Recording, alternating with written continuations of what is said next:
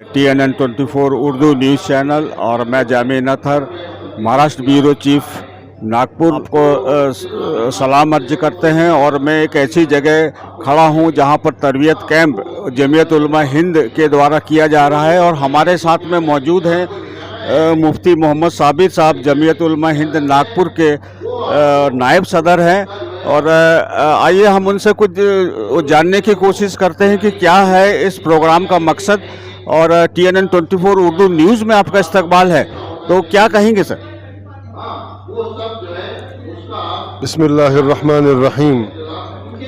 आज जमीयत उलमा हिंद की जानिब से हज में जाने वाले अहबाब के लिए तरबियती एक प्रोग्राम रखा गया है, जिसमें शहर के मुख्तलिफ़ इलाक़ों से उलमा किराम, मुफ्तियान किराम तशरीफ़ लाए और उन्होंने अलग अलग उन्वानात पर खुलकर और वाज़ेह अंदाज में लोगों की रहबरी और रहनुमाई फरमाई।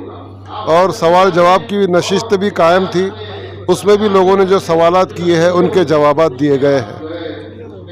नहीं, हम एक बात और जानना चाहेंगे कि जो रेट डिफरेंस है नागपुर का और बॉम्बे का 62,000 का रेट डिफरेंस है, तो उसके बारे में आप क्या कहेंगे कि क्या गवर्नमेंट ने अचानक पहली और दूसरी किस्त में कोई मतलब बढ़ोतरी नहीं करी थी और तीसरी किस्त में इन्होंने जो है ना बहुत ज़्यादा इजाफा कर दिया, इसके बारे में क्या कहेंगे?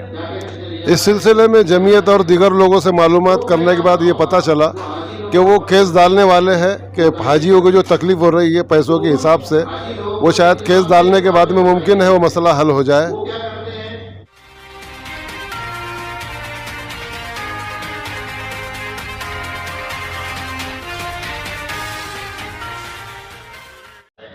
अब लुंगी पहनना मैं आपको बता देता हूँ कि लुंगी ये हाथ, दो हाथ, दोनों पल्ले अपने हाथ में है, समझ में आ रहा है? ये दोनों पल्ले अपने हाथ में, ये डालने हाथ का पल्ला ये सीधे बगल के इसमें पकड़ लिया, इसको छोड़ दिया, इसको पकड़ लिया, समझ में आया? अब ये पल्ला, ये पल्ले को आप ये पल्ले से मिला दें,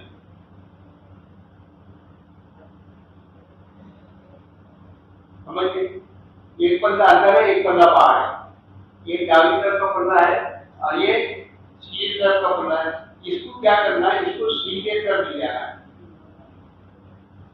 कहाँ करके सीधे तरफ लेके जा रहे हैं। सीधे तरफ ले जाने के बाद में इसको ऐसा दबा के इसको ऐसा ले, अब यहाँ से इसको पकड़ के अपना इसको ऐसा मोड़ दो, कभी खोलेगा भी नहीं और कभी इसे ढीला भी नहीं होगा।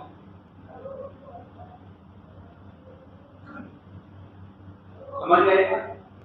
और ऊपर का जो पल्ला है, ऊपर के पल्ले में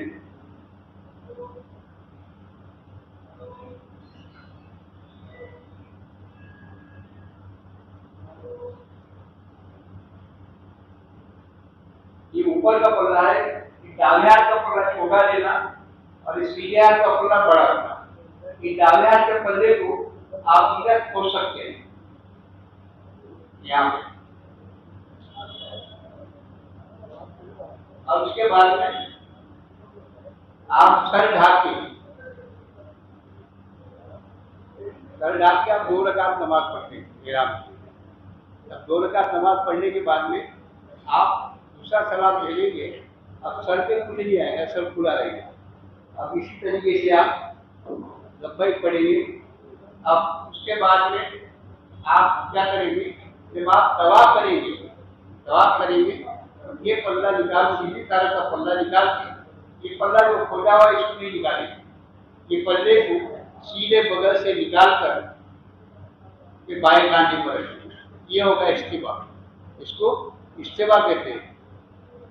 अब इस्तिवाए तवाफ जब करेंगे आप 7वें चक्कर में इस्तिवाए यही रहेगा और 7 चक्कर पूरे होने के बाद में आप जब 8वां घोषा हो जाएगा, उसके बाद में वक्त मकाम इब्राहिम मुसल्ला, इसको वापस लेके मकाम इब्राहिम के पीछे 2 रकात नमाज वाजिब तवाफ पढ़ेंगे। इसमें कुरिया काफिर को जवाब पढ़ेंगे अस्हाबिही व मन इक्तफा नहजा। अम्मा बअद फ़अऊज़ु बिल्लाहि मिनश शैतानिर रजीम। بسم الله الرحمن الرحيم وأتموا الحج والعمرة لله وقال الله تبارك وتعالى ولله على الناس حج البيت من استطاع إليه سبيلا ومن كفر فإن الله غني عن العالمين صدق الله العظيم وعن النبي صلى الله عليه وسلم أنه قال العمرة إلى العمرة كفارة لما بينهما والحج المبرور ليس له جزاء إلا الجنة أو كما قال رسول الله صلى الله عليه وسلم اللهم صل على سيدنا محمد وعلى آل سيدنا محمد وبارك وسلم لبيك اللهم لبيك لبيك لا شريك لك لبيك إن الحمد والنعمة لك والملك لا شريك لك قابل احترام بزرگوں، دوستوں، عزیز ساتھیوں اور پردہ نشین مائیں اور بہنیں، ماشاءاللہ آپ سارے حضرات کو دیکھ کر خوشی ہوئی۔ یہ حج تربیتی کلاس ہے۔ جو باتیں نہیں کرنے کی ہیں، جن باتوں سے روکنا ہے، ان باتوں کو سنیں کہ ان چیزوں سے اپنے کو روکنا ہے، ان چیزوں سے پرہیز کرنا ہے۔ خدا نخواستہ کبھی کچھ غلطی ہو جائے تب اس کی تلافی کیسے ہو، یہ چیزیں سیکھنا ہے۔ لیکن جو حج کے مسائل ہیں یا عمرے کے مسائل ہیں، آپ ان کے پاس جاؤ جو عالم یا مفتی صاحب جو اپنا عمرہ یا حج کر چکے ہوں، کیونکہ یہ پریکٹیکلی چیز ہے۔ بہرحال قرآن شریف کی یہ آیت شریفہ جس میں اللہ تبارک و تعالی ارشاد فرماتے ہیں وَأَتِمُّ الْحَجَّ وَالْعُمْرَةَ لِلَّهِ، سورہ بقرہ کی آیت ہے کہ حج عمرے کو اور حج کو پورا کرو اللہ کے لیے۔ سب سے پہلی چیز اور بنیادی چیز ہمیں اور آپ کو اور ہر اہل ایمان بندے اور بندی کو یہ سیکھنا چاہیے کہ آدمی جو بھی کام کرے اللہ کی رضا کے لیے کرے، کسی کو دکھلاوا مقصد نہ ہو، کوئی شہرت مقصد نہ ہو، ورنہ وہ مشہور حدیث ہے جو آپ نے بارہا سنی ہوگی کہ اللہ کے رسول صلی اللہ علیہ وسلم نے ارشاد فرمایا تھا ایک موقع پر کہ ایک زمانہ آئے گا جو پیسے والے لوگ ہیں وہ سیر و تفریح کے لیے سفر کریں گے، جن کے پاس پیسہ ہے، مالدار ہیں، آسائشیں بہت ہیں، وہ گھومنے پھرنے کی نیت سے جائیں گے۔ اور جو حضرات قریبی دور میں وہاں جا چکے ہیں ان کو پتہ ہے کہ وہاں پہ سیر و تفریح کی چیزیں بہت بڑھ گئی ہیں، وہاں پر سیر و تفریح کی چیزیں بہت بڑھ گئی ہیں۔ فرمایا کہ جن کے پاس پیسہ زیادہ ہے وہ حضرات تو گھومنے پھرنے کی نیت سے، سیر و تفریح کی نیت سے جائیں گے، کاروبار کرنے کے لیے جائیں گے، غریب ہے تو بھیک مانگنے کے لیے۔ تو سب سے پہلے ہم اپنی نیتوں کو صحیح کر لیں کہ ہم جو جا رہے ہیں، پہلی بات تو یہ کہ ہم جا نہیں رہے بلکہ اللہ نے بلایا ہے۔ بغیر بلائے آدمی کسی کے گھر نہیں جاتا۔ آپ کے گھر بھی آتا کوئی بن بلایا مہمان، جس سے محبت ہوتی ہے آدمی اسی کے گھر جاتا، اسی کو بلاتا۔ اسی لیے موت کے بارے میں ایک کہتا ہے کہ آدمی مرتا ہے تو اللہ کے پاس جاتا ہے، وہ بھی بغیر بلائے اللہ کے پاس نہیں جاتا۔ اللہ بلاتے ہیں، موت کے ذریعے پھر اللہ سے بندہ ملاقات کرتا ہے۔ تو میری کہنے والے نے کہا کہ میری طلب بھی انہی کے کرم کا صدقہ ہے، قدم یہ خود نہیں اٹھتے اٹھائے جاتے ہیں۔ اجازت ہو تو آ کر میں بھی شامل ان میں ہو جاؤں، سنا ہے کل تیری بارگاہ میں حضور عاشقہ ہوگا، کہ عاشق لوگ، محبت کرنے والے لوگ اے اللہ تیری بارگاہ میں جمع ہوں گے، اگر آپ کی اجازت ہو تو ان عاشقوں میں میرا بھی شمار ہو جائے، ان محبت کرنے والوں میں اللہ میرا بھی شمار ہو جائے۔ تو سب سے پہلے اپنی نیتوں کی اصلاح کر لیں کہ ہم جو جا رہے ہیں، ہمارے جانے کا جو مقصد ہے، سفر کا مقصد ہے، حرمین شریفین میں حاضری کا جو مقصد ہے، حج اور عمرے کا جو مقصد ہے، وہ اللہ کی رضا ہے۔ کوئی شہرت نہیں، کوئی لالچ نہیں، کوئی دنیاوی غرض نہیں۔ دوسری بات یہ کہ اپنے گناہوں سے سچی پکی توبہ کر لیں، چھوٹا گناہ ہو، بڑا گناہ ہو، کسی کا حق اپنے اوپر رہ گیا ہو، کسی کا قرضہ آپ نے لیا ہو اور واپس دینا بھول گئے ہوں یا دینا نہ چاہتے ہوں، یہ سارے گناہوں سے توبہ کر لیں، بالکل کلیئر ہو کر، اپنے آپ کو بالکل کلیئر کر کے جائیں کہ آپ کے اوپر کسی کا حق نہ ہو۔ اس کا مطلب یہ نہیں ہے کہ آپ قرضہ لے کے حج کرنے نہیں جا سکتے۔ اگر آپ کو ضرورت ہے، اچانک اماؤنٹ بڑھ گیا، آپ کے پاس اتنا انتظام نہیں ہوا، آپ کو کسی سے کچھ روپیہ قرضہ لینے کی ضرورت پیش آ گئی، آپ قرضہ لے سکتے، کوئی حرج کی بات نہیں، لیکن انتظام کر کے جانا چاہیے، وصیت کر کے جانا چاہیے، کسی کو ضامن اور ذمہ دار بنا کے جانا چاہیے۔ اگر میری واپسی نہ ہوئی، میں حج کے سفر میں گیا، مقدر میں لکھا تھا وہاں کی موت، اگر میری واپسی نہ ہوئی، میں واپس نہ آ سکا، تو میرے قرضے کی ذمہ داری کون پوری کرے گا؟ یہ ذمہ داری کسی کو دے کے جانا چاہیے، ناری بات۔ تو جتنا ہو سکے اپنے آپ کو ہر چیز سے کلیئر کر لے، پاک و صاف کر لیں، کیونکہ قرضہ ایک ایسی چیز ہے کہ اگر آدمی نے کسی سے قرضہ لیا، قرضہ واپس نہیں کیا جان بوجھ کر اور مر گیا، انتقال ہو گیا، اللہ کے رسول صلی اللہ علیہ وسلم نے ارشاد فرمایا کہ شہید جو اللہ کے راستے میں جس نے اپنی جان کو قربان کر دیا، اس شہید کے خون کا ایک قطرہ زمین پر گرنے سے پہلے اللہ اس کے سارے گناہوں کو معاف کر دیتے سوائے قرضے کے۔ قرضہ معاف نہیں ہوتا، شہید ہے، قطرہ خون گرنے سے پہلے اللہ نے سارے گناہوں کو معاف کر دیا لیکن قرضے کو معاف نہیں کیا۔ اس لیے اپنے آپ کو ہر اعتبار سے کلیئر کر لیں، پاک و صاف کر لیں۔ تیسری چیز ہے کہ اللہ کے حقوق اور بندوں کے حقوق، اللہ کے حقوق اور بندوں کے حقوق کو ادا کرنے کا آج سے بالکل تہیہ کر لیں۔ اللہ کے حقوق جو اللہ نے فرائض عائد کیے ہیں، ذمہ داریاں عائد کی ہیں، نمازوں سے غفلت تھی تو نمازوں کا اب سے اہتمام شروع کر دیں، جو نمازیں قضا ہو چکی ہیں توبہ کریں، استغفار کریں اور پرانی قضا نمازوں کو بھی ادا کرنا شروع کر دیں، پڑھنا شروع کر دیں، اب کوئی نماز جماعت سے چھوٹنے نہ پائے۔ بندوں کے حقوق ہے، آپ کے اوپر کسی کا حق ہے، حق کو ادا کر کے جائیں، کسی کا خرچہ آپ کے ذمے ہے، آپ وہ خرچہ دے کر جائیں۔ یہ تین چیزیں مختصر یہ کہ آپ نے حج کا فارم بھرا، آپ کا بلاوا آ گیا، یہ بعض لوگ جن کا ویٹنگ لسٹ میں تھا ان کا بھی کافی تعداد میں آ چکا ہے اور کچھ لوگ ابھی انتظار میں ہے، عنقریب ہو سکتا ہے کہ ان کا بھی کلیئر ہو جائے۔ 4000 تو جو دیا ہے قریب، یہاں تک کہ آپ کے جو جانے کا دن ہے، آج مثال کے طور پہ آج آپ کو اپنے گھر سے عمرے کے لیے نکلنا ہے، وہ آج کا دن آ گیا، یہاں شروع کریں نکلنے کے دن سے۔ تو آج کے دن آپ کو ناگپور ایئرپورٹ سے یا بامبے ایئرپورٹ کے لیے اپنے گھر سے آپ کو نکلنا ہے، تو آپ کیا کریں گے؟ تو ایک ہے عمرے کی تیاری سامان کے اعتبار سے، پھر مکہ مکرمہ جا کے عمرہ ادا کرنا، کم وقت کے اندر باتوں کو سمیٹنا ہے، 12 بجے تک کے۔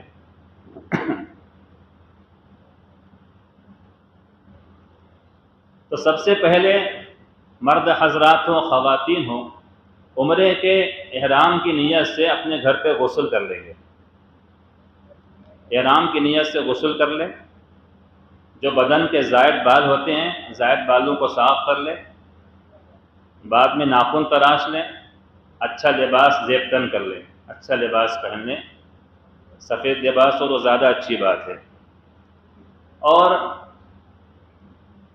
اپنے ساری تیاریاں کرنے کے بعد اپنے گھر میں مرد حضرات بھی خواتین بھی 2 رکعت نماز نفل ادا کریں اگر مکروہ وقت نہ ہو، چونکہ نماز نفل ہے اور اس نفل نماز میں آپ کئی نوافل کی نیت کر سکتے ہیں، صلاۃ الحاجت کی آپ نیت کر سکتے ہیں، صلاۃ السفر کی آپ نیت کر سکتے ہیں، صلاۃ الحاجت کی آپ نیت کر سکتے ہیں وغیرہ، یہ نیت کر کے 2 رکعت نماز پڑھیں۔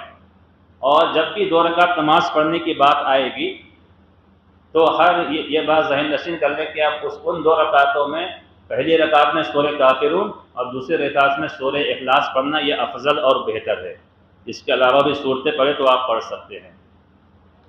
2 رکعت آپ نماز آپ نے اپنے لباس میں پڑھی، احرام میں تیاری ہو گئی، آپ کا سامان پیک ہو گیا، بس گاڑی تیار ہے آپ کو ایئرپورٹ لے کے جانے کے لیے۔ آپ نے اس سے پہلے بھی مجلسوں میں شاید بارہا سنا ہوگا کہ سنت یہ ہے کہ سفر کا آغاز اور اختتام مسجد سے ہو۔ اللہ کے رسول صلی اللہ علیہ وسلم جب سفر کے لیے نکلتے تو آپ سفر کا آغاز مسجد سے فرمایا کرتے تھے۔ چونکہ آپ بڑے مبارک اور محبت کے سفر پہ روانہ ہو رہے ہیں، لہٰذا آپ اس سنت کا اہتمام کر لیں۔ ایک بار اللہ موقع دے دے، توفیق مل جائے، اس کے لیے یہ کریں جب آپ کا سارا سامان گاڑی میں رکھ دیا جائے، بس آپ کا سامان تیار ہے، گاڑی تیار ہے، بس آپ کو بیٹھ کے نکلنا ہے۔ آپ گھر سے باہر سب سے ملاقات ہو گئی، اندر دعا ہو گئی، جو مخصوص لوگوں میں ہوتی ہے، میل ملاقات ہو گئی، گھر سے باہر نکلے، آپ محلے کی مسجد میں جائیں، وہی 2 رکعت نماز ادا کرے، دعا کریں، گھر میں آئے، گھر سے باہر رہیں، اب گھر میں داخل نہ ہو، وہیں آپ دعا کر کے گاڑی میں بیٹھ کے آپ ایئرپورٹ کے روانہ ہو جائیں۔ صدقہ ادا کرنے، سفر سے پہلے صدقہ ادا کرنا چاہیے۔ صدقہ اللہ تعالیٰ کے غضب کو ٹھنڈا کرتا ہے۔ جو مصیبت آنے والی ہوتی ہے، صدقے کی برکت سے اللہ مصیبت کو ٹال دیتے ہیں۔ تو صرف حج کا سفر نہیں، بلکہ آپ کسی بھی سفر میں آپ گھر سے نکلیں، سفر میں جانے سے پہلے ہمیشہ آپ یہ کریں، یہ بلکہ اس کا اہتمام کرنا چاہیے کہ جب بھی سفر پہ نکلے آدمی، نکلنے سے پہلے کچھ صدقہ ادا کر دے۔ سورہ الاعلاف پڑھ لے تو اچھی بات ہے، آیت الکرسی پڑھ لے تو اچھی بات ہے نکلنے سے پہلے۔ گھر سے باہر جو نکلنے کی دعا ہے، بسم اللہ توکلت علی اللہ لا حول ولا قوۃ الا باللہ، یہ دعا پڑھ لیں۔ ایک اور مختصر دعا ہے، حضرت شیخ المشائخ محبوب العلماء والصالحین حضرت پیر ذوالفقار صاحب نقشبندی دامت برکاتہم ایک مرتبہ اپنے مواعظ میں ارشاد فرما رہے تھے کہ حضور کے پاس ایک صحابی آئے، کہا کہ اللہ کے رسول میرے ساتھ حادثہ بہت پیش آتا ہے، میں جب بھی سواری پہ سوار ہوتا ہوں کبھی گر جاتا ہوں، کبھی کسی کو مار دیا، کبھی کچھ معاملہ ہو گیا۔ آج بھی ہوتے ہیں نا، لوگ گاڑی پہ جا رہے، کبھی کسی کو ٹکر مار دی، کبھی پیچھے والے آ کے گاڑی کو مار دیا، کبھی سامنے کوئی جانور آ گیا، آدمی گاڑی لے کے گر دیا، گھٹنا پھوڑ دیا، آئے دن واقعات پیش آتے ہیں۔ تو صحابی نے کہا کہ اللہ کا رسول میرے ساتھ ایسے حادثات بہت پیش آتے ہیں، میں کیا کروں؟ تو حضور نے ایک مختصر دعا تلقین کی، اس دعا کو بھی ہمیں ہمیشہ پڑھنا چاہیے۔ جب بھی آپ گھر سے باہر نکلے، آپ گاڑی بیٹھ رہے ہیں، سفر پہ جا رہے ہیں، یہ اس ساتھ میں اس دعا کا بھی اہتمام کر لیں تو سونے پہ سہاگا ہے۔ تو دعا حضور نے سکھائی کہ جب تم گھر سے باہر نکلو تو یہ دعا پڑھ لیا کرو، بسم اللہ علی نفسی و اہلی و مالی۔ بسم اللہ مختصر ہے، بسم اللہ علی نفسی و مالی و اہلی، بسم اللہ علی نفسی و اہلی و مالی۔ اب انشاءاللہ حادثات سے محفوظ رہو گے۔ پڑھنے تو بہت اچھی بات ہے، نہ پڑھے تو کوئی وہ نہیں۔ آپ اپنے گاڑی پر بیٹھے اور ایئرپورٹ کے لیے آپ روانہ ہو گئے۔ اگر کسی بندے کو یہ چاہت ہے کہ میں اپنے گھر سے احرام باندھ کے جاؤں، بہت اچھی بات ہے، کون ان سے انکار کرے گا؟ اگر کسی کے دل میں ہے کہ میں احرام اپنے گھر سے باندھ کے جانا چاہتا ہوں، کر سکتا ہے۔ جتنا زیادہ وقت احرام میں رہے گا اتنا زیادہ ثواب ملے گا، اور پابندی بہت آسان ہے، دماغ پہ لوڈ لینے کی ضرورت نہیں ہے، ایک دم آسان پابندی ہے، کوئی ٹینشن کی بات نہیں۔ تو یہی کرے کہ وہ جب نہا دھو لے تو بجائے کپڑا پہننے کے احرام باندھ لے۔ احرام کی 2 چادر ہے، اور آپ کو شاید اس سے پہلے بھی معلوم ہوگا، اور پھر میں یاد دہانی کے لیے ایک بار اور تازہ کرتا ہوں کہ جو احرام کی جو چادر ہے، 2 چادر ابھی جو حضرت نے باندھ کے بتائی، سفید چادر، یہ اصل احرام نہیں ہے، یہ صرف احرام کا کپڑا ہے۔ اس کا مطلب یہ ہوا کہ اگر آپ احرام باندھ لیے، آپ نے نیت کر لی، اگر آپ کو نہانے کی ضرورت پیش آ گئی، آپ کے اوپر غسل فرض ہو گیا، اب آپ نہانے کے لیے باتھ روم جا رہے، واش روم جا رہے، غسل خانے میں، آپ نے اپنا دونوں احرام اتار کے آپ غسل کریں، تو آپ کا احرام کیا ہوا؟ پابندی کیا ہوئی؟ نہا سکتے ہیں۔ تو اصل جو پابندی ہے، اصل جو احرام ہے، وہ پابندی کا نام ہے۔ احرام کی چادر کو مجازی طور پہ احرام کہہ دیا جاتا ہے۔ اگر آپ کے بدن پہ کوئی کپڑا نہیں ہوگا بالفرض، ایک مسئلے کی بات، اگر مرد حضرات کے بدن پہ کوئی کپڑا نہیں، کوئی احرام کی چادر نہیں، لیکن تب بھی اگر نیت کر لی احرام کی تو احرام بن جائے گا اور احرام کی پابندی آ جائے گی۔ یہ بات ذہن نشین کر لیں۔ تو اپنے گھر پہ آپ نے احرام باندھ لیا، ایک احرام کی چادر نیچے، ایک احرام کی چادر اوپر. اسی طریقے سے خواتین نے بھی احرام باندھ لیا جو ان کا اپنا لباس ہوتا ہے. سر کے اوپر بالوں کے حفاظت کے لیے ایک وہ باندھتی ہے، رومالی باندھتی ہیں. وہ رومالی بھی احرام کا حصہ نہیں ہے، وہ رومالی بھی احرام کا حصہ نہیں ہے. اگر کوئی رومالی نہ باندھے، صرف دوپٹہ لپیٹ لے تو وہ خاتون کر سکتی ہے. احرام باندھ لیا. اگر آپ یہ چاہیں کہ میں اپنے گھر سے احرام باندھ کر عمرے کی نیت بھی گھر سے کروں، کیونکہ مجھے بامبے تو جانا نہیں ہے، ناگپور ایئرپورٹ جانا ہے، یہاں سے ڈائریکٹ جدہ پہنچنا ہے، تب بھی آپ کر سکتے ہیں. اگر چاہیں تو آپ اپنے گھر میں عمرے کی نیت کر سکتے ہیں. عمرے کی نیت آسان ہے، عربی الفاظ یاد نہیں، آپ اردو میں نیت کریں. اے اللہ میں عمرے کی نیت کرتا ہوں، اسے میرے لیے آسان فرمائیے اور قبول فرمائیے. اس کے بعد لبیک پڑھیں. نیت اور لبیک یہ دو شرط ہے احرام کی پابندی کے لیے. اگر آپ نے نیت کر لی لیکن آپ لبیک پڑھنا بھول گئے، آپ کا احرام نہیں بندھے گا. یہ بالکل ذہن نشین کر لیں.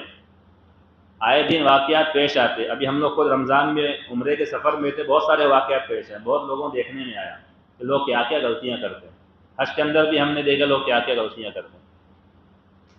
تو ایک تو نیت، عمرے کی نیت، اور دوسرے ہے لبیک پڑھنا. جب تک لبیک نہیں پڑھیں گے، صرف نیت کرنے سے آپ کا احرام نہیں بندھے گا. اگر آپ نے نیت کر لی، لبیک پڑھنا بھول گئے، آپ سو گئے اور آپ کا جہاز میقات کے آگے گزر گیا، تو اس کا مطلب یہ ہوا کہ آپ بغیر احرام کے آپ نے میقات کو کراس کر لیا، کیونکہ آپ نے لبیک پڑھا ہی نہیں، اس لیے آپ کا احرام نہیں بندھا، آپ بغیر احرام کے آگے بڑھ گئے. یہ بات ذہن نشین کر لیں کہ نیت اور لبیک یہ پڑھنا ضروری ہے. بہرحال آپ سارے سامان کے ساتھ پہنچے ناگپور ایئرپورٹ پہ. ساری کاغذی کارروائی مکمل ہوئی جو سارے ساتھی بتائیں گے. اس کے بعد جنہوں نے گھر پہ تیاری نہیں کی، تو عام طور پہ چونکہ حج تمتع کرتے ہیں اور حج تمتعی کے مسائل عموماً بیان کیے جاتے ہیں. اگر کسی کو حج قران کرنا ہو تو مسئلہ پوچھ سکتا ہے بعد میں. تو آپ نے عمرے کی نیت کر لی، یا تو آپ نے ناگپور ایئرپورٹ پہ عمرے کی نیت کری، یا جہاز میں بیٹھنے کے بعد میقات آنے سے پہلے آپ نے عمرے کی نیت کری. آپ نے عمرے کی نیت کی کہ اللہ میں آپ کی رضا کے لیے عمرے کی نیت کرتا ہوں یا کرتی ہوں، اسے میرے لیے آسان فرمائیے اور قبول فرمائیے. پھر آپ نے لبیک پڑھا، لبیک اللہم لبیک لبیک لا شریک لک لبیک ان الحمد والنعمت لک والملک لا شریک لک.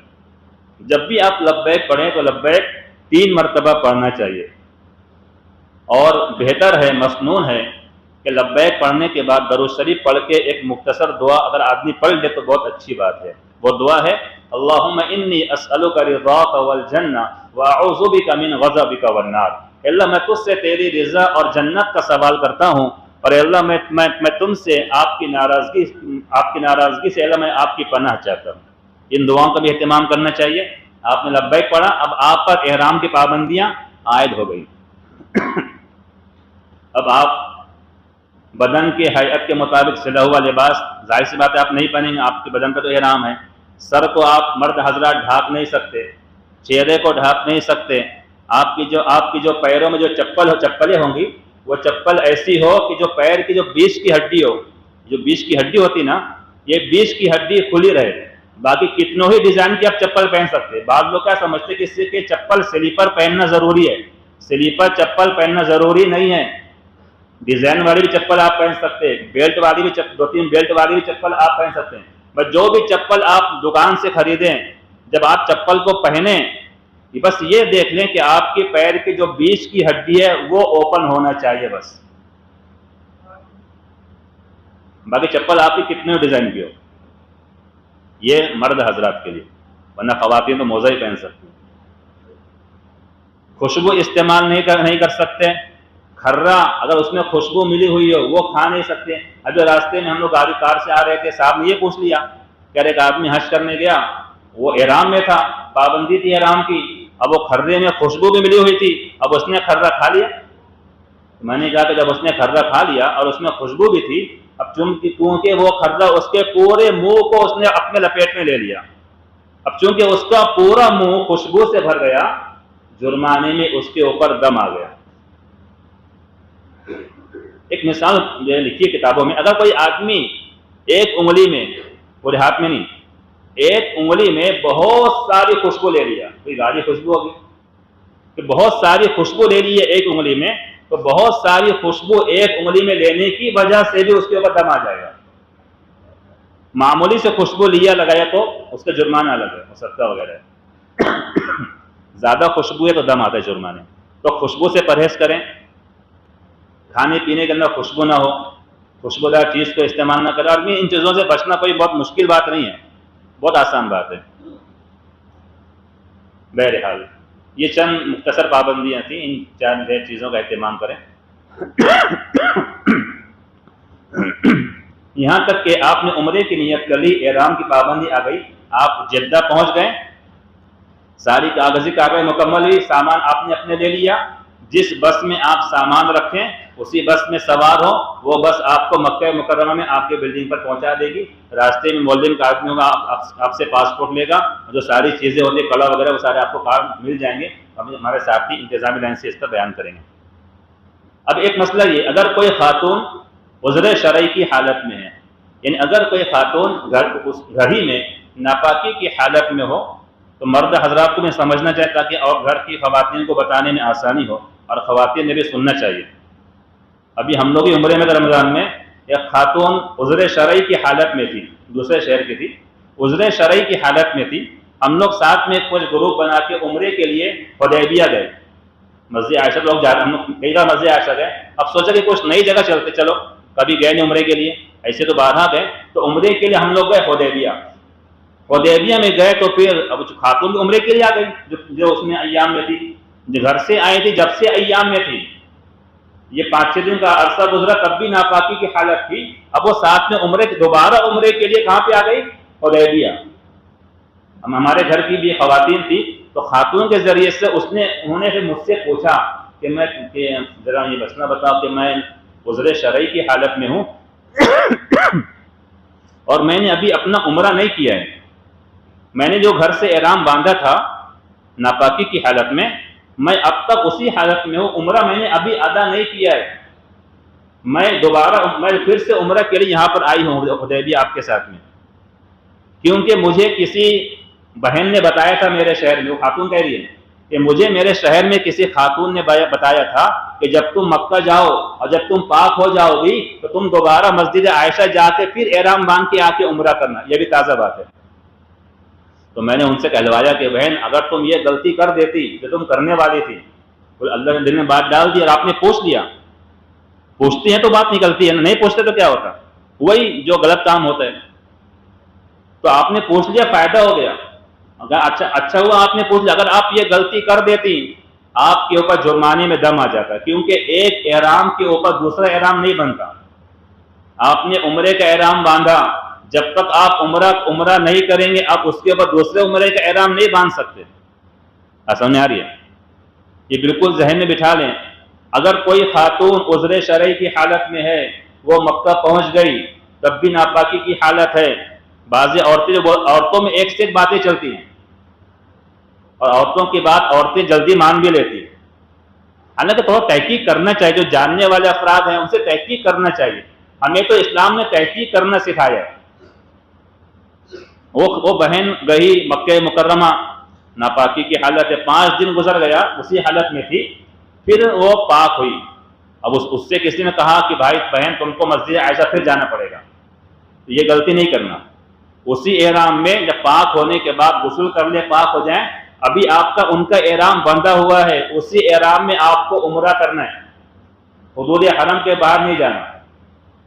بہرحال تو ہمارے جو مذکورات ساتھ میں وہ بھی عمرے کی نیت کر لیں گی، چاہے عذر شرعی کی حالت میں ہو یا نہ ہو، نیت کر لے عمرے کی احرام بن جائے گا۔ ناگپور ایئرپورٹ پہ آپ گئے، آپ نے اپنا سارا سامان لگیج میں ڈال دیا، بالفرض ایسا ہو گیا کہ آپ نے ایک احرام، یہ کوئی ناگپور سے جا رہا ہے یا بامبے سے کوئی جا رہا ہو، آپ نے جو ایک احرام آپ نے اپنے ہینڈ بیگ میں رکھا تھا، باقی سامان تو آپ نے لگیج میں ڈال دیا، ایک احرام باندھنے کے لیے ایئرپورٹ میں آپ نے اپنے ہینڈ بیگ میں رکھا، شولڈر بیگ میں رکھا، اتفاق ایسا ہوا کہ غلطی سے آپ کا وہ شولڈر بیگ لگیج میں چلا گیا، غلطی سے آپ کا وہ شولڈر بیگ جس میں آپ نے ایک احرام رکھا تھا وہ غلطی سے آپ کے لگیج میں جہاز میں چلا گیا، اب آپ کے پاس احرام نہیں ہے، اب کیا کریں گے؟ کسی ساتھی کو بھیج کر اپنے گھر سے احرام منگوائیں گے، یا ایسی جگہ ایسے ایئرپورٹ پہ کہ آپ کو احرام نہیں مل سکتا، پھر کیا کریں گے؟ آپ کیا کریں گے؟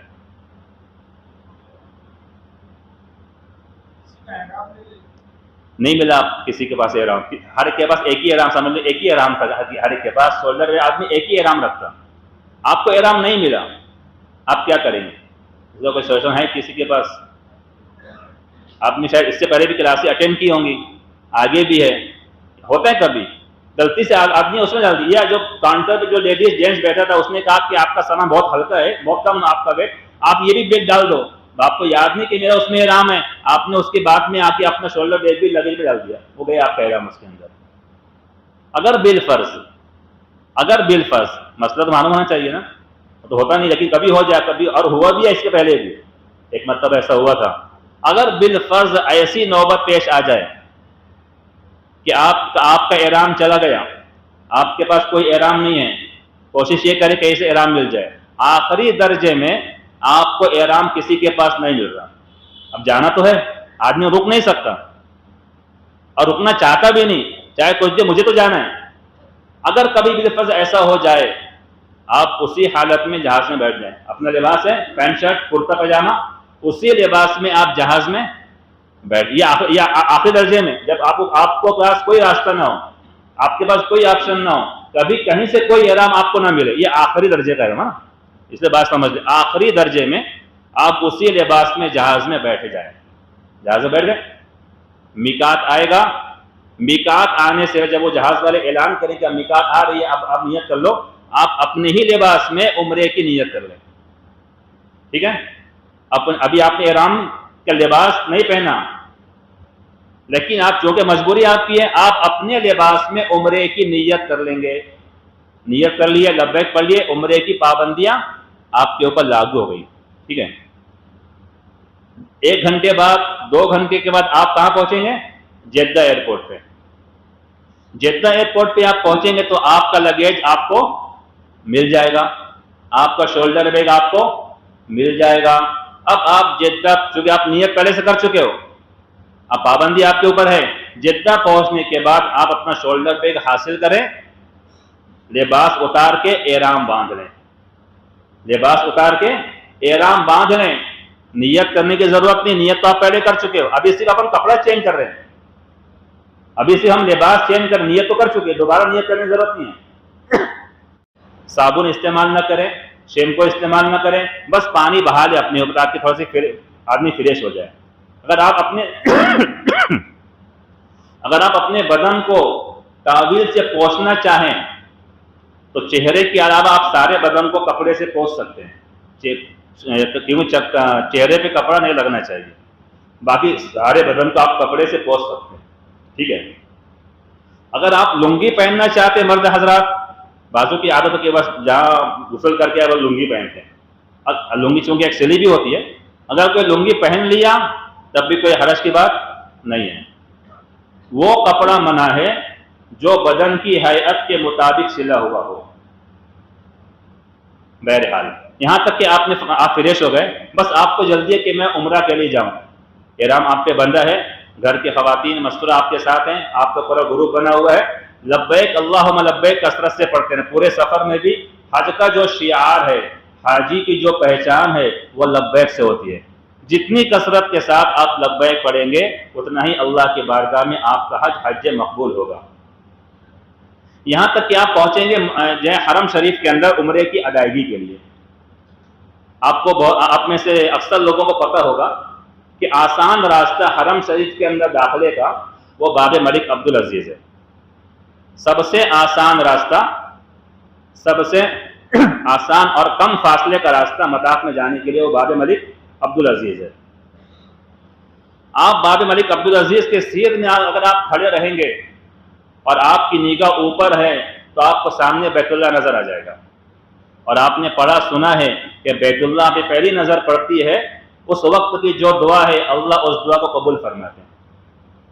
پہلی نظر کی جو کہ آپ نے زندگی بھر جس بیت اللہ کی طرف رخ کر کے آپ نے نماز پڑھی ہے، جس بیت اللہ کی محبت پیدائش سے لے کر اب تک کہ آپ کے قلب کے اندر ہے، اس بیت اللہ کو آپ پہلی بار دیکھنے جا رہے ہیں، کیا کہ دیکھیں تو اللہ کا گھر کیسا ہے۔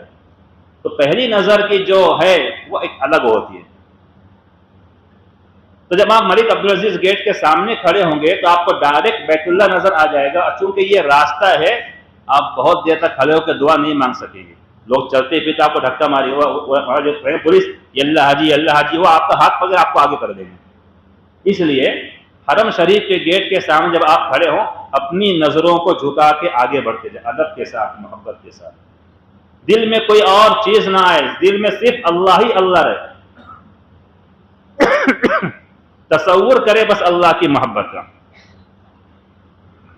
تصور کریں بس اللہ کی محبت کا، کہ میرے جیسا گنہگار آدمی کہاں پر آیا ہے، یہ سوچے آدمی کہ میرے جیسا گنہگار انسان، میرے جیسا نافرمان انسان، میرے جیسا پاپی انسان، میرے جیسے ناپاک قدم اس پاک سرزمین پر رکھنے کے قابل نہیں تھے، اللہ نے مجھے یہاں بلایا ہے۔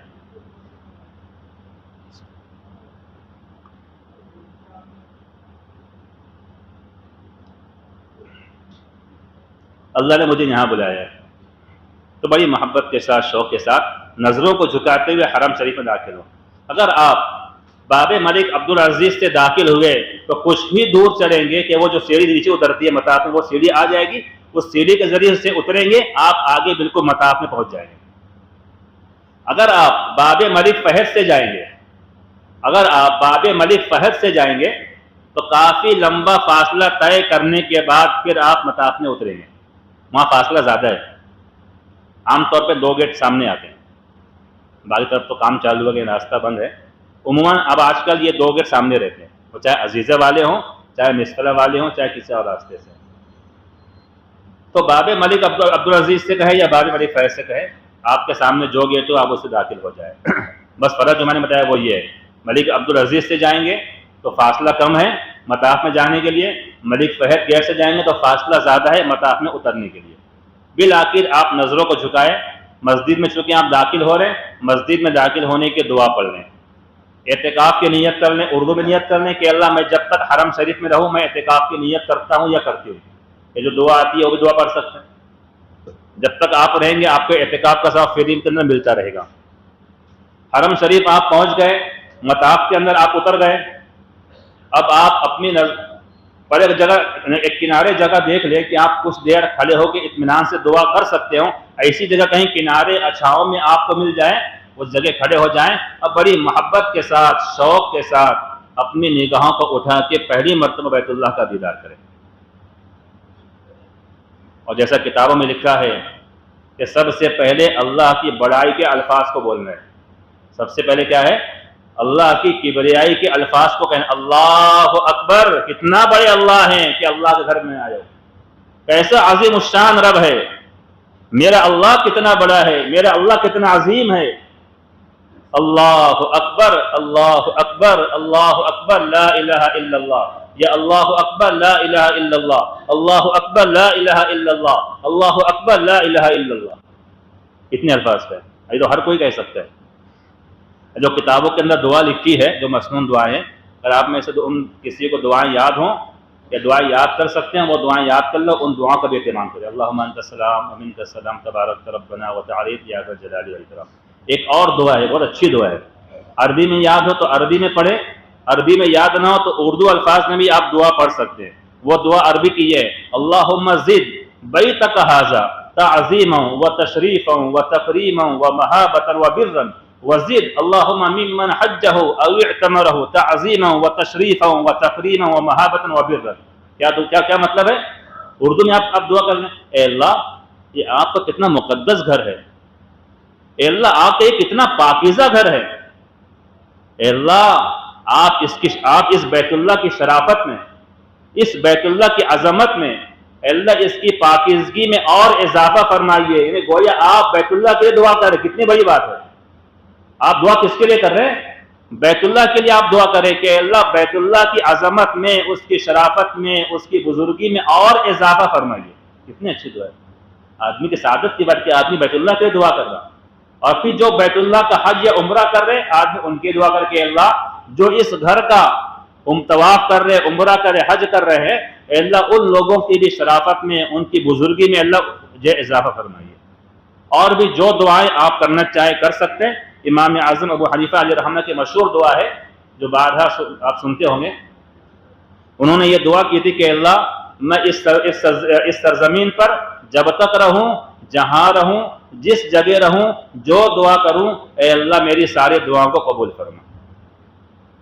ٹھیک ہے. اے اللہ میں اس سرزمین پر جب تک رہوں جہاں رہوں جس جگہ رہوں جو بھی دعا کروں اللہ میری دعا کو قبول فرمائیے. یہ دعا بھی آپ کر سکتے ہیں. ساری دعائیں کر لیے. اب آپ کو طواف کرنا ہے اور عمرہ کرنا ہے. دو کام ہے, طواف کرنا ہے اور عمرہ کرنا ہے. چونکہ آپ کا یہ جو طواف ہے یہ عمرے کا طواف ہے تو اس میں دو کام ہوتا, ایک ہے استبا اور ایک ہے رمل. استبا کہتے ہیں مرد حضرات سن, استبا کہتے ہیں کہ آپ حضرات کا داہنا مونڈا کھلا رہے گا, داہنے بغل کے نیچے سے چادر نکال کے بائیں کاندھے پہ ڈالیں گے تو آپ کا جو دایاں مونڈا ہے یہ کھلا رہے گا. اسے کہتے ہیں استبا. اسے کیا کہتے ہیں؟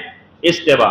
یہ استبا پورے طواف کے ساتوں چکر میں رہے گا. یہ استبا پورے طواف کے ایک طواف کا 7 چکر پورے طواف کے 7 چکر میں یہ استبا رہے گا. آپ کا 7 چکر طواف مکمل ہوا, آپ نے استلام کیا, 2 رکعت نماز پڑھنے واجب طواف پڑھنے آپ جا رہے ہیں, اب آپ کندھوں کو ڈھانک لیں گے. اب استبا ختم. آپ وہاں دیکھو گے لوگ صحیح بھی کر رہے تو استبا کی حالت میں صحیح کرتے ہیں. اسی لیے کہتے ہیں کہ ہم لوگ وہاں دیکھا دیکھی عمل نہیں کرنا. اگر آپ دیکھا دیکھی عمل کرو گے تو بہت کچھ کر لو گے اور کبھی آپ کے اوپر دم بھی آ سکتا ہے دیکھا دیکھی عمل. اس لیے یہاں سے سیکھ کے جائیے. اور وہاں جا کے اگر آپ دیکھ رہے کہ لوگ کچھ اور کر رہے ہیں آپ مطمئن رہیے کہ ہم لوگ سیکھ کر آئے ہیں. ہمیں ہمارے شہر کے علماء نے سکھایا ہے. وہاں لوگ بہت الٹی سی حرکت کرتے ہیں, دیکھو گے آپ جا کے. تو یہ جو استبا کی کیفیت ہوگی یہ صرف طواف کے 7 چکر میں ہوگی. طواف ختم استبا ختم. آپ نے استبا کر لیا, آپ کا دہنا منڈا کھل گیا. حجر اسود کی سیدھ میں آئے, چونکہ طواف کا آغاز آپ کو وہیں سے کرنا ہے. تو پہلے زمانے میں وہاں پہ سیاہ کلر کی ایک پٹی ہوتی تھی, کالے کلر کی ایک پٹی پہلے زمانے میں ہوتی تھی. لوگ اس کو دیکھ کے اس کی سیدھ کا اندازہ لگاتے تھے. اب وہ کالی پٹی ختم زمانے سے سالوں سے, اب وہ پیچھے دیوار میں گرین لائٹ ہے, اب اس سے لے کے لوگ اندازہ سیدھ کا لگاتے ہیں. تو اپنی پیٹھ کے پیچھے دیوار میں گرین لائٹ ہے وہ دیکھ لیں, اور جو کونا ہے حجر اسود کا وہ دیکھ لیں, اس کی سیدھ کا اندازہ کر لیں, اس کی سیدھ میں کھڑے ہو جائیں. یہاں پہ آپ کو 3 کام کرنا ہے. کتنا کام کرنا ہے؟ 3 کام. استبا تو آپ نے کر لیا پہلے, اب 3 کام کریں. ایک کام ہے طواف کی نیت کہ اللہ میں بیت اللہ کے 7 چکر طواف کی نیت کرتا ہوں, اسے میرے لیے آسان فرمائیے اور قبول فرمائیے. کتابوں میں جو لکھا ہے وہ یہ کہ آپ حجر اسود کی سیدھ میں کھڑے ہو کے تھوڑا سی بائیں طرف ہٹ جائیں کہ آپ کا دائنا مونڈا حجر اسود کی دائیں طرف آ جائے. اس طرح کھڑے ہو کے یہاں پہ کھڑے ہو کے آپ طواف کی نیت کریں گے. نیت کرنے کا پھر دائیں طرف ہٹ کے بالکل حجر اسود کی سیدھ میں آ جائیں. سیدھ میں کھڑے ہوئے. اب سیدھ میں کھڑے ہونے کے بعد 2 کام ہیں. پہلا کام ہے حجر اسود کا استقبال, دوسرا کام ہے حجر اسود کا استلام. یہ 2 الفاظ ہیں, یہ ذہن نشین کر لیں. حجر اسود کا جو استقبال ہے ہر طواف کے پہلے چکر میں صرف 1 بار ہوگا. وہ استقبال کس کو بولتے ہیں؟ حجر اسود کی سیدھ میں آئے, آپ نے کہا بسم اللہ اللہ اکبر لا الہ الا اللہ وللہ الحمد, یہ کہہ کے آپ نے ہاتھوں کو چھوڑ دیا. اس عمل کا نام کیا ہے؟ استقبال. ہاتھ اٹھایا اور یہ پڑھا اور آپ نے ہاتھوں کو چھوڑ دیا. اس عمل کو کہتے ہیں استقبال. یہ کب ہوتا؟ ہر طواف نہیں ہوگا. ایک کام آپ نے کیا استقبال, ہاتھ اٹھایا, دعا پڑھی, ہاتھ کو چھوڑ دیا. اب کرنا ہے حجر اسود کا استلام, جسے کہتے ہیں بوسہ. آپ قریب جا نہیں سکتے, آپ دور سے آپ کو بوسہ لینا. بسم اللہ اللہ اکبر, یہ نیت کر کے کہ اللہ میں اس کے قریب نہیں جا سکتا, آپ نے اجازت دی ہے, آپ کے رسول نے اجازت دی ہے. یہ نیت کر کے کہ میرا ہاتھ حجر اسود کے اوپر رکھا ہوا ہے, اب پھر بسم اللہ اللہ اکبر کہ اپنے ہاتھوں کو آپ بوسہ لے لیں, اس کا نام ہے استلام. یہ جو استلام ہے یہ طواف کے ہر چکر میں ہوگا. یہ استلام طواف کے ہر چکر میں ہوگا. آپ نے استلام کیا اور اسی جگہ آپ دائیں مڑ جائیں. اگر آپ آگے بڑھ کے دائیں مڑیں گے تو آپ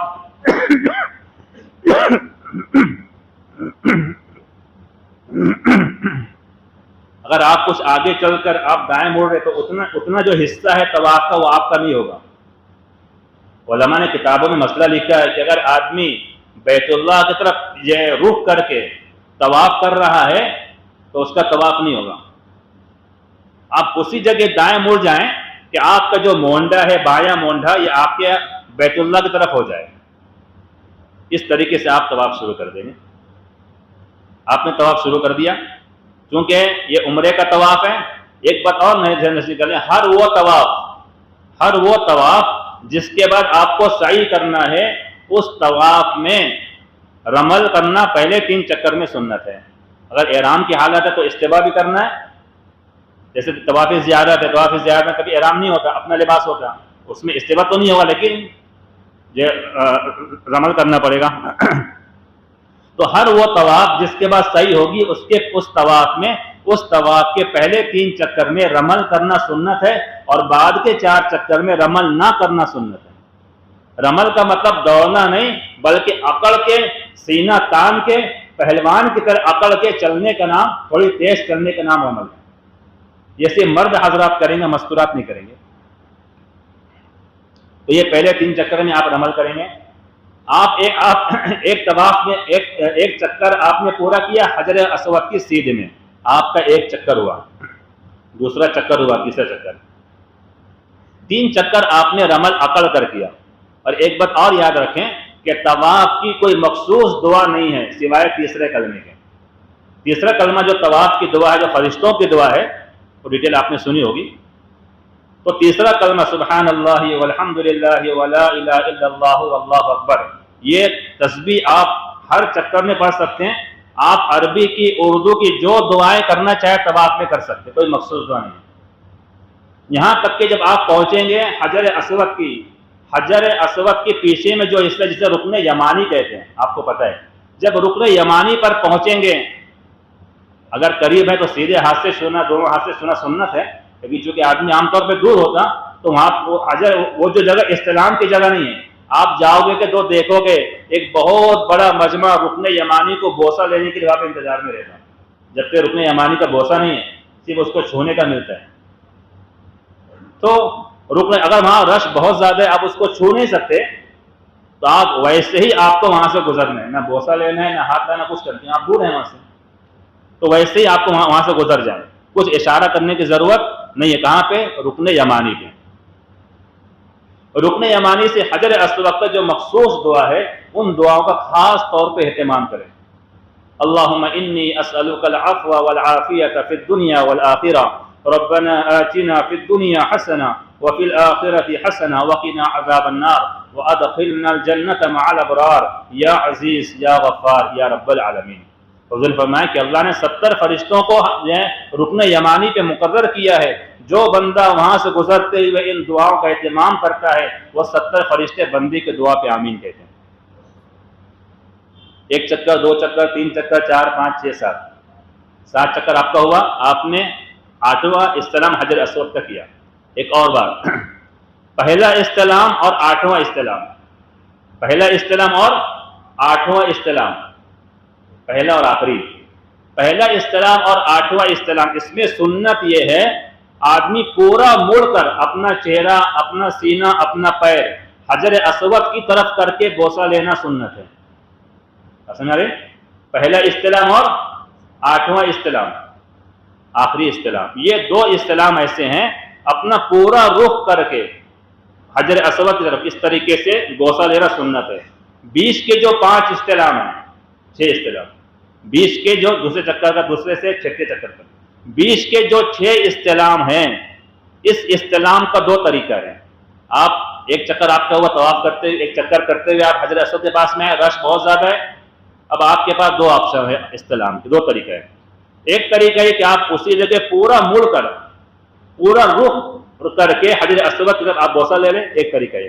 دوسرا طریقہ ہے کہ رش بہت زیادہ ہے، آپ پورا نہیں مڑ سکتے تو صرف اپنے چہرے کو پھیر کے بوسہ لے سکتے ہیں، اپنے اس انداز میں وہ ہے حجر اسود، آپ ایسا مل کے بسم اللہ اللہ اکبر ایسا بوٹا لے سکتے آپ چل سکتے. یہ دو آپشن، یہ بیچ کے استلام میں آپ کے پاس ہے، یہ دو طریقہ. لیکن پہلا استلام اور آخری استلام میں سنت یہ ہے کہ پورا مڑ کر حجر اسود آپ بوسہ لے لیں.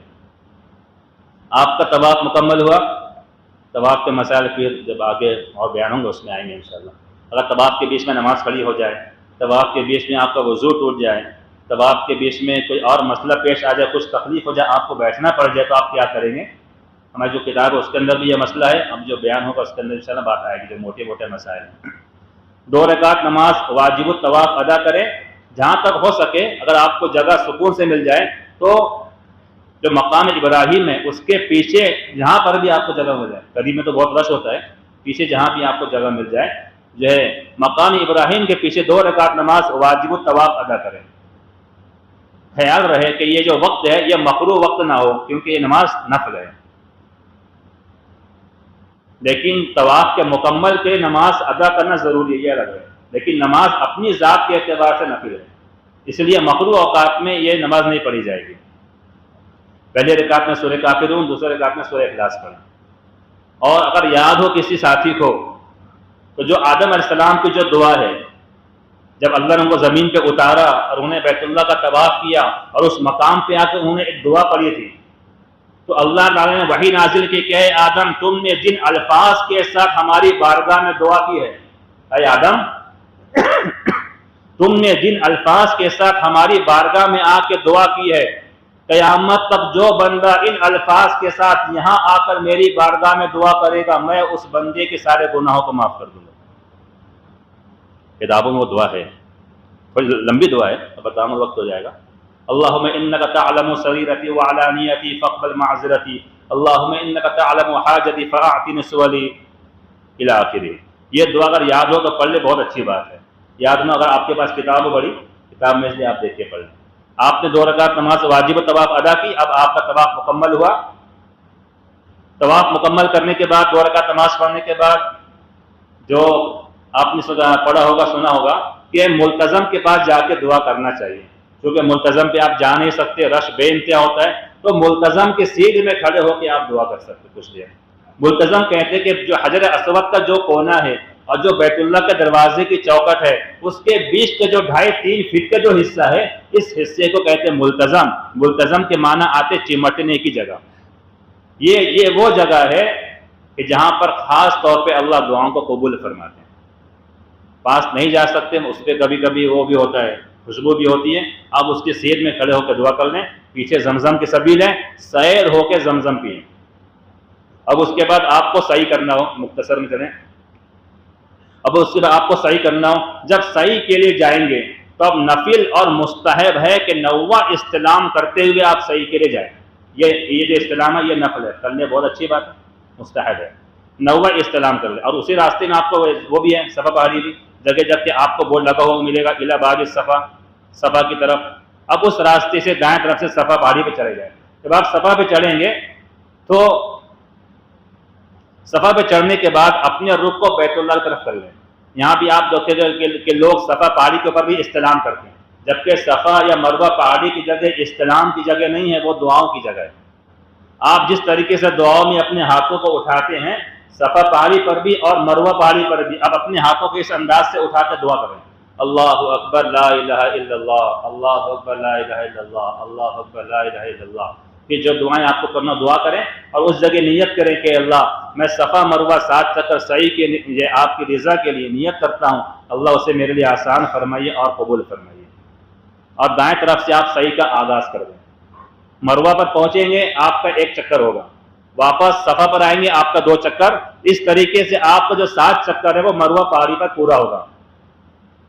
صحیح کرتے ہوئے 4تھا کلمہ پڑھنا چاہیے. اور بھی جو دعائیں آپ کرنا چاہیں اردو عربی کی دعائیں کر سکتے ہیں، لیکن خاص طور پہ 4تھا کلمہ جو حضور نے پڑھا ہے لا الہ الا اللہ وحدہ لا شریک لہ لہ الملک ولہ الحمد وہو علی کل شیء قدیر. یہ 4تھا کلمہ خاص طور پہ آپ صحیح کرتے ہوئے پڑھ، صحیح کے ہر چکر میں. اور اس کے ساتھ میں ایک اور دعا ہے، وہ بھی مسنون ہے، سنت ہے. لا الہ الا اللہ وحدہ انجز وعدہ وَنَصَرَ عَبْدًا وَهَزَمَ الْأَحْزَابَ وَحْدًا، یہ دعا اللہ کے رسول صلی اللہ علیہ وسلم نے صحیح کرتے ہوئے پڑھی تھی چوتھے کلمے کے ساتھ. تو یہ دعا آپ صحیح کرتے پڑھیں. جب گرین لائٹ آئے جو وہاں پہ جو جسے کہتے ہیں میلین اخضرین، تو مرد حضرات کے لیے تھوڑا تیز چلنا دوڑنے کی شکل میں مستحب ہے. گرین لائٹ شروع ہونے سے تھوڑا پہلے سے ختم ہونے کے تھوڑا آگے تک مرد حضرات تھوڑا سی وہاں دوڑنے کی شکل میں تھوڑا تیز چلے. اتنا تیز نہ چلے کہ آپ بہت دور بھگ جائیں اور گھر کی خواتین بہت پیچھے رہ جائیں. جب آپ آگے بڑھ جائیں تو انتظار کریں تاکہ خواتین آپ کے ساتھ میں آ جائیں، پھر ان کو لے کے آپ آگے چلیں. اس بیچ میں خواتین کو دوڑنا نہیں ہے. تو جو گرین لائٹ ہے اس میں جو مخصوص دعا ہے وہ گرین لائٹ کے بیچ میں آپ یہ دعا پڑھیں گے، اللہم ربی غفر ورحم وتجاوز عما تعلم انک انت الاعز الاکرم. یہ دعا پڑھنا مسنون ہے. باقی آپ جو دعائیں کرنا چاہے کر سکتے ہیں، یہاں تک کہ آپ کا 7 چکر مروہ پہاڑی پر پورا ہو جائے گا. وہاں بھی آپ دعا کر لیں، آپ کی سعی مکمل ہو گئی. اگر سعی کے درمیان آپ کا وضو ٹوٹ گیا کوئی حرج کی بات نہیں، بغیر وضو کی بھی صحیح ہوگی. سعی کرتے ہوئے کوئی خاتون ناپاک ہو گئی تب بھی کوئی حرج کی بات نہیں. سعی کا جو حصہ ہے وہ مسجد کے باہر ہے، سعی کا جو حصہ ہے وہ مسجد کے باہر ہے، اور ناپاکی کی حالت میں بھی سعی کرنے کی گنجائش ہے. گنجائش والا ذرا اس کا مطلب ہر کوئی کر لے.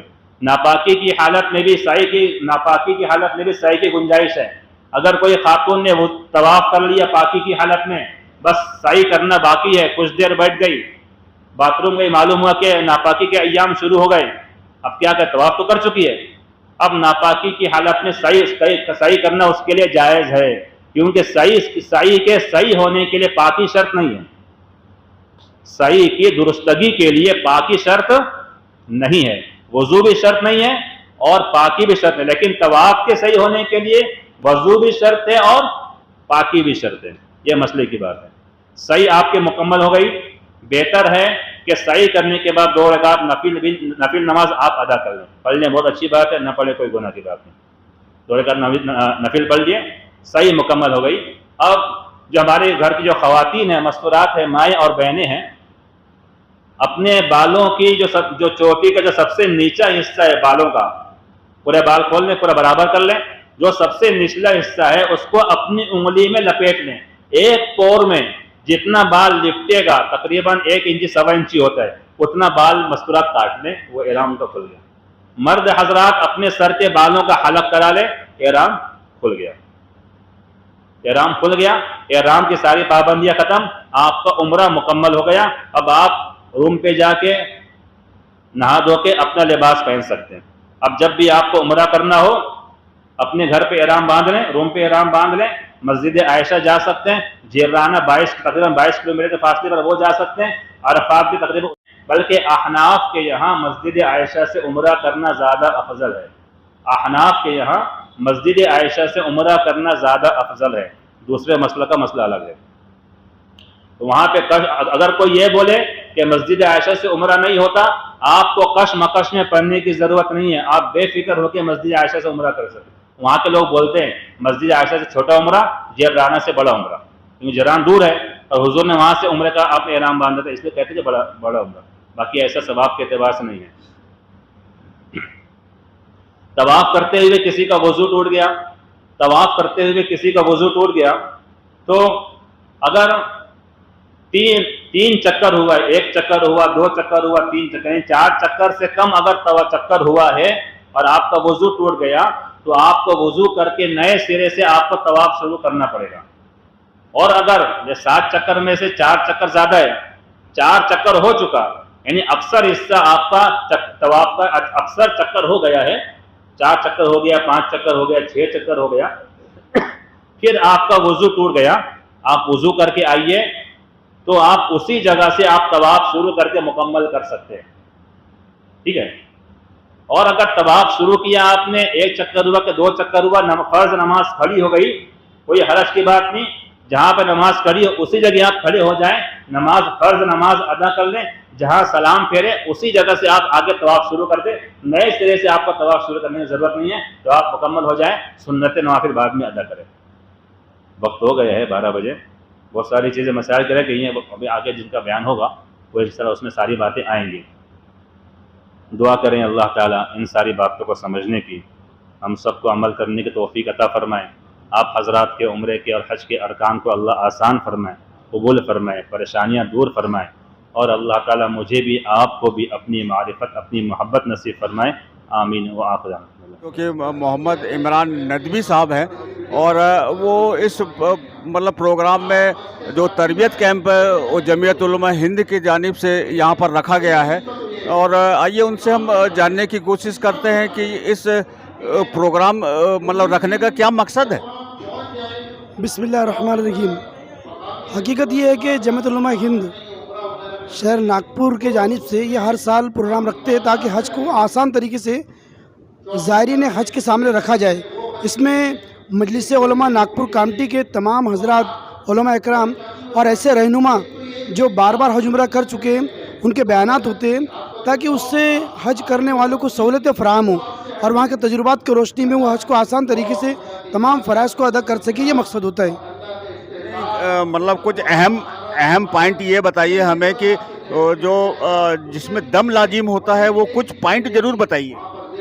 دم لازم ہونے کے لیے ایسا ہے کہ جو ارکان ہیں یا سنن و واجبات ہیں, جیسے فرض کر لو کہ کوئی شخص نے احرام باندھ کر کے پورا عمرہ کر لیا اور عمرہ کرنے کے بعد کمرے میں آیا اور اس کے پہلے کہ وہ حلق کرتا سر بناتا اس نے اپنے عمرے کو احرام کو اتار کے اپنا سول ڈریس پہن لیا, اب اس پر دم واجب ہو جائے گا, اس لیے کہ اس نے سر منڈانے سے پہلے احرام کو کھول لیا. یہ ایک میں نے ایگزامپل دیا کہ کس طریقے سے دم واجب ہوتا ہے.